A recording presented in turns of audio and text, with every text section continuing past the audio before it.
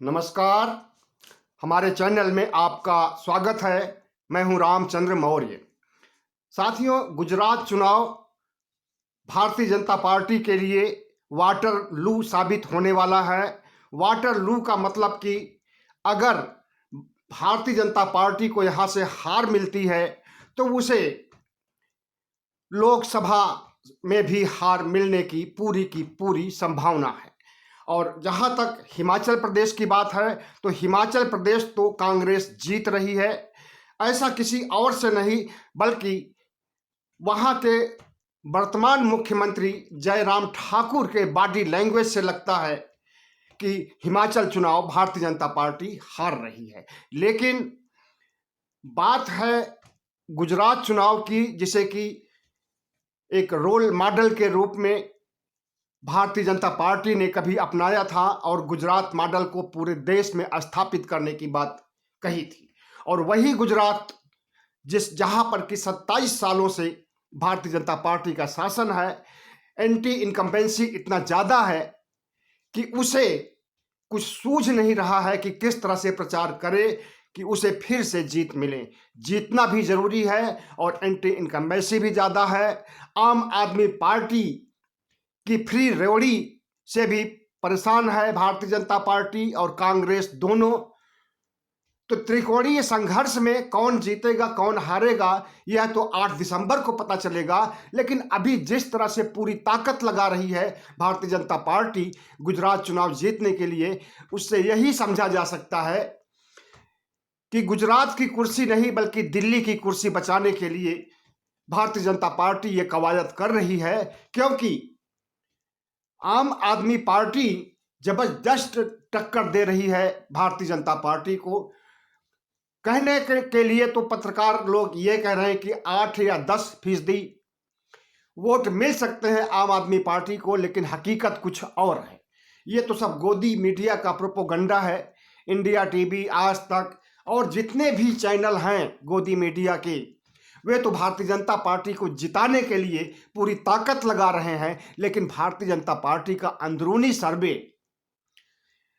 मोदी और शाह की नींद उड़ा दिया है। ये लोग 3 सर्वे कराते हैं, एक चुनाव शुरू होने से 1 साल पहले, चुनाव शुरू होने के लगभग 2-3 महीने पहले और चुनाव होने के लगभग 20-25 दिन पहले।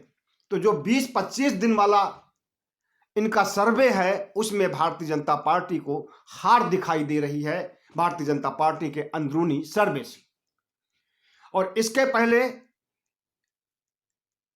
जो इनका दूसरा सर्वे हुआ था उसमें भी हार दिखा रही थी, तो इन्होंने सोचा कि हम प्रचार करके कवर कर लेंगे। लेकिन जो आखिरी सर्वे इनका आया है उसमें यह दिखाई दे रहा है कि इनकी हार होने जा रही है। इसलिए मोदी और शाह पूरी ताकत लगा दिए हैं। कई दिनों से शाह गुजरात में जमे हुए हैं और प्रधानमंत्री मोदी भी गुजरात में घर घर प्रचार करने के लिए, रोड शो करने के लिए, रैलियां करने के लिए, पदयात्राएं करने के लिए विवश हो गए। लेकिन जहां तक देखा जाए तो भारतीय जनता पार्टी को कड़ी टक्कर आम आदमी पार्टी दे रही है। और उसका जो free education, free medical, free मतलब कि फ्री में जो कुछ भी देने के, फ्री इलेक्ट्रिक देने के लिए उसने घोषणा की है, दिल्ली मॉडल को उसने गुजरात में अपनाने की बात कही है, उससे गुजरात की जनता बहुत प्रभावित है। और महंगाई को लेकर के, बिजली की महंगाई को लेकर के, गरीबी को लेकर के इतनी जनता गुजरात की भी परेशान है कि इनके 27 साल के विकास कार्यों की पोल खोलने में काफी है। तो जिस तरह से प्रधानमंत्री नरेंद्र मोदी गुजरात में डेरा डाले हुए हैं, अमित शाह डेरा डाले हुए हैं, इनके लिए करो या मरो की स्थिति उत्पन्न हो गई है। अंदरूनी सर्वे इन्हें हरा रहे हैं, इसलिए इनकी और छीछा लेदर हो रही है। हिमाचल प्रदेश भी हार रहे हैं, वहां चुनाव हो चुके हैं और 8 दिसंबर को ही वहां की मत पेटियों का गणना की जाएगी और गुजरात की भी गणना की जाएगी। इसलिए अपने गृह राज्य को बचाने के लिए प्रधानमंत्री मोदी जी जितने बड़े संकट में आज पड़े हुए हैं, शायद इतना बड़ा संकट इनके सामने कभी भी नहीं रहा है, इतनी बड़ी चुनौती कभी भी नहीं रही है। सबसे बड़ी चीज तो एंटी इनकम्बेंसी, दूसरे पार्टी के अंदर बगावत, पार्टी के अंदर अंदरूनी कलह को रोकने के लिए अमित शाह आए, लेकिन उसके बावजूद भी अभी कम से कम 7 विधायक जिनका कि भारतीय जनता पार्टी ने टिकट काट लिया था, वे भारतीय जनता पार्टी के खिलाफ लड़ रहे हैं इंडिपेंडेंट रूप से। तो ऐसे लोगों को रोकने के लिए इन्होंने ब्रह्मास्त्र भी छोड़ा, उनको डांट भी लगाई और 14वां अस्त्र चलाने की भी बात कही। 14वां अस्त्र की बात का मतलब होता है सीबीआई, ईडी, आईटी। और उस ब्रह्मास्त्र से भी लोग नहीं घबराए और भारतीय जनता पार्टी के खिलाफ चुनाव लड़ने के लिए भारतीय जनता पार्टी के लोग ही तैयार हो गए हैं। जहां पर भारतीय जनता पार्टी ने टिकट दिया है, वहीं पर वहां के बागी उम्मीदवार कम से कम 7 सीटों पर चुनाव लड़ रहे हैं और हो सकता है कि उसमें उन्हें कामयाबी भी मिल जाए।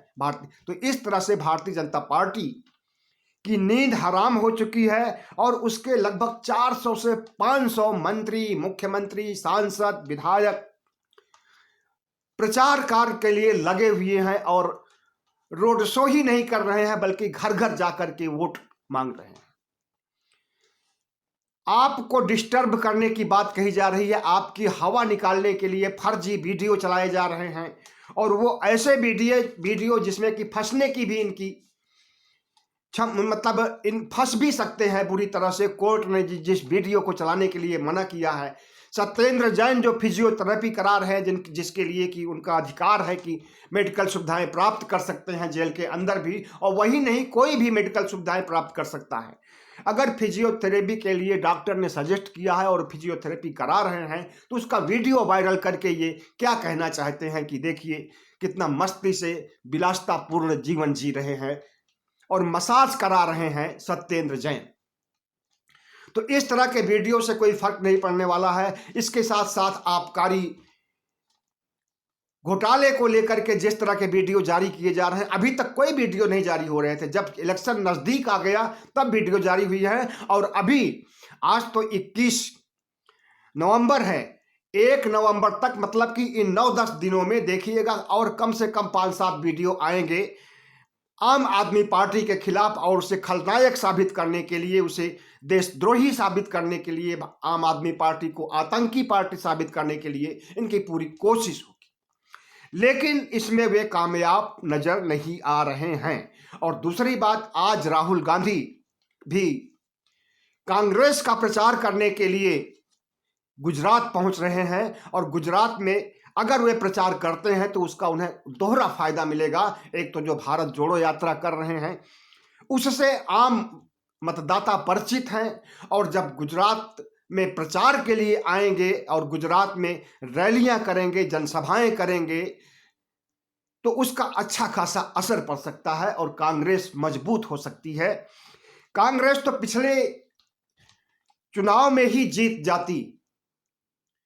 2017 में जो चुनाव हुए थे उसमें भी कांग्रेस ने को सिर्फ 7% वोट कम मिले थे और उसे 7% वोट में 99 सीटें भारतीय जनता पार्टी को मिलती हैं और 77 सीटें कांग्रेस को मिलती हैं। अगर वही 7% सीटें जो है और बढ़ा लेती है कांग्रेस, तो भारतीय जनता पार्टी की बुरी तरह से हार इस बार हो सकती थी। और पिछली बार भी कांग्रेस के प्रचारक, स्टार प्रचारक या कहिए कि कांग्रेस के मुख्य नेता जो राजस्थान के मुख्यमंत्री अशोक गहलोत हैं, जो इस राज्य के लिए, गुजरात के लिए नियुक्त किए गए हैं जिताने के लिए चुनाव, यही पिछले वर्ष 2017 में भी थे और यही इस समय भी हैं। तो जो अशोक गहलोत की रणनीतियां हैं वो रणनीतियां पहले जैसी ही है और उसमें ये नयापन ये आया है कि राहुल गांधी जो 2017 में जितनी लोकप्रियता नहीं थी उसकी कई गुना लोकप्रियता उनकी बढ़ गई है। और अगर वे गुजरात चुनाव प्रचार करने आ रहे हैं और 3-4 दिन भी रुक करके प्रचार करते हैं तो भारतीय जनता पार्टी की हार नजदीक दिखने लगेगी। और भारतीय जनता पार्टी को तो जिताने के लिए गोदी मीडिया पूरी ताकत लगा रहा है। इंडिया टीवी का कहना है कि 49% वोट एंटी इनकम्बेंसी के बावजूद भारतीय जनता पार्टी को मिलने जा रहा है और 39% वोट कांग्रेस को और आम आदमी पार्टी को 8% वोट मिलने जा रहा है। लेकिन ये आंकड़े गलत हैं। ये आंकड़े प्रधानमंत्री नरेंद्र मोदी, अमित शाह को खुश करने के लिए, भारतीय जनता पार्टी को खुश करने के लिए दिए गए हैं। हकीकत यह है कि त्रिकोणीय संघर्ष है और इस त्रिकोणीय संघर्ष में कुछ कहा नहीं जा सकता है कि कौन आगे है कौन पीछे है। और अगर भारतीय जनता पार्टी 49% वोट पाती है त्रिकोणीय संघर्ष में तो ये उसकी बहुत बड़ी कामयाबी है। लेकिन ऐसा नहीं है, 49% नहीं बल्कि उसे 39% भी वोट नहीं मिलने वाले हैं और 39% किसी को नहीं मिलने वाले, क्योंकि जब त्रिकोणीय संघर्ष है तो इसमें 30%, 32%, मैक्सिमम 35% पर सरकार बनेगी। इससे ज्यादा किसी पार्टी को वोट नहीं मिल सकते हैं। अगर त्रिकोणीय संघर्ष है, आम आदमी पार्टी त्रिकोणीय संघर्ष में पीछे नहीं है, ऐसा देखने में आ रहा है। हम आपको एक उदाहरण देते हैं कि अहमदाबाद, जो कि मोदी का गढ़ माना जाता है, अहमदाबाद जिले के एक गांव में, ढोंडा गांव में एनडीटीवी की टीम गई हुई थी, जिसमें उसने सर्वे किया तो 80% लोग आम आदमी पार्टी को वोट देने की बात कर रहे थे।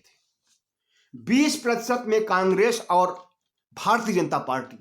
तो जो भारतीय जनता पार्टी का गढ़ है अहमदाबाद, वहां के गांवों की अगर ऐसी स्थिति है तो अनुमान लगाया जा सकता है कि राजकोट, सूरत और जितने भी बड़े शहर हैं वहां पर कितना एंटी इनकम्बेंसी काम कर रही होगी। और ज्यादातर लोग जो कि अहमदाबाद, बड़ोदरा, सूरत, राजकोट के मतदाता हैं, शहरी मतदाता ही भारतीय जनता पार्टी के खास मतदाता माने जाते हैं। और जब इन मतदाताओं के बीच में भारतीय जनता पार्टी को शिकस्त देने के लिए आम आदमी पार्टी पहुंच चुकी है और उसकी रैलियों में जनसैलाब उमड़ रहा है, तो कौन कहता है कि भारतीय जनता पार्टी चुनाव जीत सकती है? लेकिन जो जनसैलाब उमड़ रहा है वो जनसैलाब मत देगा आम आदमी पार्टी को या नहीं देगा, इसके बारे में कुछ नहीं कहा जा सकता है। बिहार में तेजस्वी यादव की जनसभाओं में, रैलियों में बहुत भीड़ इकट्ठा होती थी, लेकिन जीत किसको मिली? भारतीय जनता पार्टी और राष्ट्रीय जदयू को। राष्ट्रीय जनता दल अपनी सरकार बनाते बनाते रह गई, कुछ ही सीटों से चुनाव हार गई थी। यही हाल उत्तर प्रदेश में हुआ। भीड़ होती थी ज्यादा अखिलेश यादव की रैलियों में और जीत हो गई भारतीय जनता पार्टी की। तो क्या वही चमत्कार गुजरात में होने जा रहा है? हमें तो ऐसा नहीं लगता है। क्यों नहीं लगता है? क्योंकि एंटी इनकम्बेंसी से लोग इतना परेशान हैं, इतना निराश हैं, इतना हताश हैं कि उन्हें केजरीवाल का दिल्ली मॉडल पसंद आने लगा है। और जितने भी ग्रामीण मतदाता हैं, जहां जहां पत्रकार पहुंचे हैं, चाहे वो यूट्यूब चैनल के हों, चाहे वे गोदी मीडिया को छोड़ करके दूसरे मीडिया के पत्रकार हों, सोशल मीडिया से संबंधित भी लोग वहां पहुंच रहे हैं और सर्वे कर रहे हैं, जायजा ले रहे हैं कि किसकी जीत होगी, किसकी हार होगी। एनडीटीवी भी गांव में लगी हुई है और उसे देखने पर तो यही लगता है कि आम आदमी पार्टी कांग्रेस को भी पीछे छोड़ेगी और भारतीय जनता पार्टी को भी पीछे छोड़ सकती है। जिस तरह से गुजरात में एंटी इनकम्बेंसी है और जिस तरह से मोदी शाह की नींद हराम हुई है, उससे यही कहा जा सकता है कि भारतीय जनता पार्टी को अपनी दिल्ली की सत्ता बचाने के लिए गुजरात की सत्ता बचानी है। और गुजरात की सत्ता अगर वो नहीं बचा पाएगी तो उसके हाथ से दिल्ली की सत्ता भी चली जाएगी। हिमाचल प्रदेश तो निकल ही चुका है, आप समझ लीजिए, क्योंकि इनके बॉडी लैंग्वेज से, इनके बातचीत से लगता है कि, और कांग्रेस के आत्मविश्वास से ऐसा लगता है कि भारतीय जनता पार्टी हिमाचल हार रही है। और कुछ नहीं कहा जा सकता कि गुजरात में इसकी क्या स्थिति होगी, लेकिन इतना निश्चित है कि कांग्रेस और आम आदमी पार्टी कड़ी टक्कर दे रही है। इसमें कुछ भी हो सकता है। आम आदमी पार्टी भी जीत सकती है, कांग्रेस भी जीत सकती है, भारतीय जनता पार्टी भी जीत सकती है। बहुत बहुत धन्यवाद। हमारे चैनल को सब्सक्राइब कीजिएगा, लाइक कीजिएगा और शेयर कीजिएगा।